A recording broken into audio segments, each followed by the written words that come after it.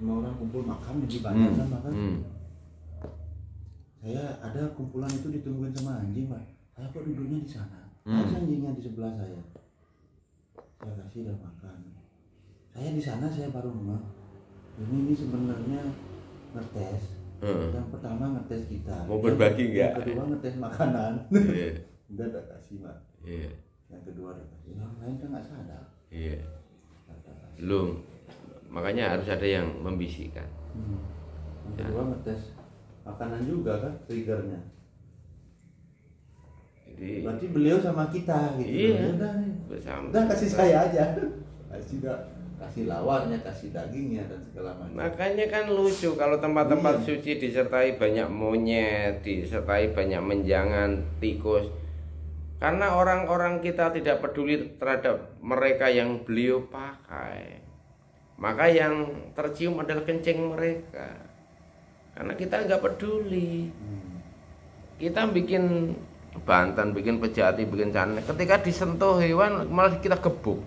Padahal beliau memakai kucing, memakai tikus, memakai apapun untuk menyentuh dan menerima persembahan kita itu. Kita tulus gak sih gitu? Dengan yang kelihatan aja gak tulus, bagaimana dengan yang tidak kelihatan?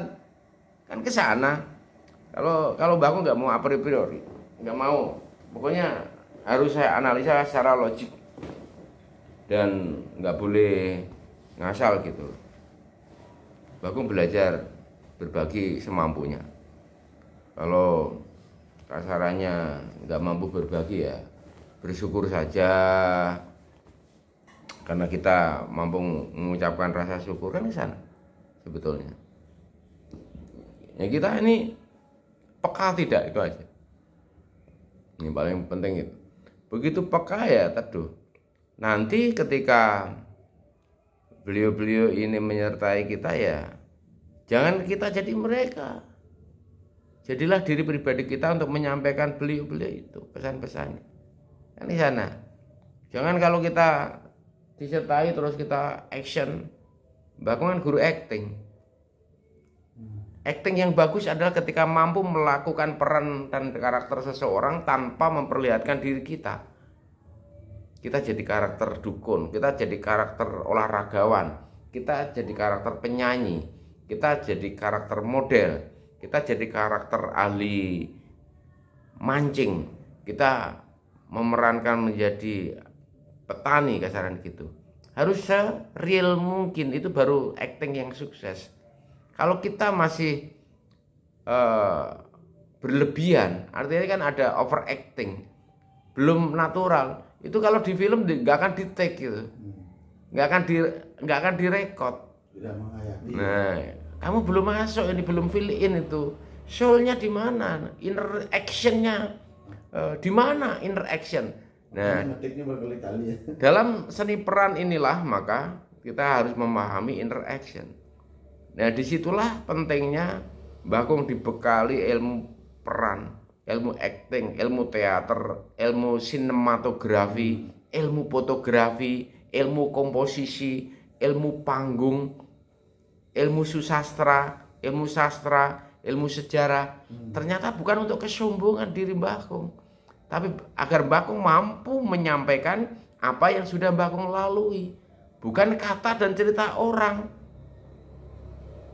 Waktu Mbah Kung pencahayaan pakai kinoflow kan diketawakan orang. Tapi sekarang setiap pihak pakai kinoflow. Bukan hanya blonde dan lampu-lampu lainnya lagi. Sekarang blonde mungkin sudah di nomor 2 kan.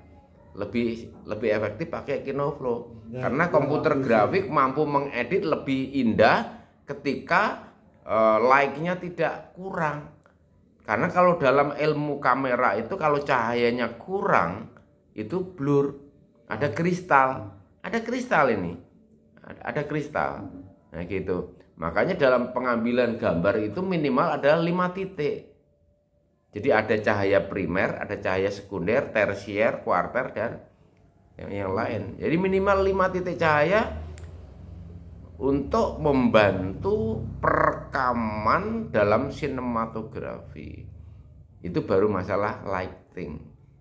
Setelah lighting, komposisi, blocking, Makanya Mbak Kong kalau lihat gambar-gambar begitu kan nggak tertarik. Orang ini tidak memahami fotografi.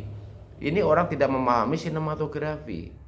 Kalau orang memahami sinematografi dan fotografi, nggak mungkin dalam kondisi moving ini kameranya yang bergerak, tapi dirinya yang bergerak sebagai monopod, sehingga alat perekamnya ini tidak bergetar, hasilnya prima. Nah, itu. Maka walaupun pakai HP, pakai GoPro, pakai apapun, itu tergantung bagaimana komposisi kita menerapkan diri kita sebagai apa dulu. Diri kita ini multifungsi. Ya, itulah kearifan beliau. Bagaimana berbagi kawruh, berbagi ilmu, berbagi pengetahuan, bukan untuk kesombongan, tetapi untuk mensosialisasikan bagi yang belum tahu dan belum paham, tetapi ingin mengamalkan, ingin belajar, ingin meningkatkan kawruh itu kan gitu. Kalau Mbak Kong nggak tahu fotografi, bagaimana saya ngajarin kamu motret? Kalau Mbak Kong nggak tahu sinematografi, bagaimana Mbak Kong titik bidik ini jangan high angle, nah mentang-mentang lu tinggi ngambilin gambar anak-anakmu dari atas mulu kan, nggak mau sedikit delosor jongkok atau kadang-kadang tiarap. Di depanmu tak kasih contoh, ini angle yang bagus dengan berbaring kan di depanmu.